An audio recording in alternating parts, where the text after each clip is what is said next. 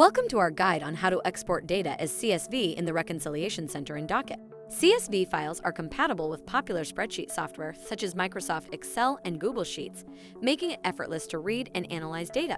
To export transactions in CSV format from the Reconciliation Center of Docket, you have the option to export both uncategorized transactions and categorized transactions, such as expenses, income, bank transfers, payroll charges, equity, liabilities or assets, and loan payments. Simply select the transactions you want to export by checking the checkbox next to each transaction. Then, click on the Bulk Action button and choose Export as CSV. This will allow you to easily save and download the selected transactions in a structured CSV file for further analysis and manipulation. The CSV file is downloaded in the following format, with the header fields being date, description, vendor, account, and amount.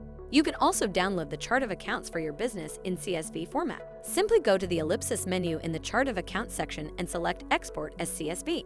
The CSV file that you download from Chart of Accounts will include the following header fields: code, category, account type, detail type, number of transactions, number of invoices, number of receipts, number of revenue report, and map departments. And there you have it. You have now learned how to export data as CSV in Docket. Thanks for watching this video. Check out our How to Videos playlist to watch more videos like this.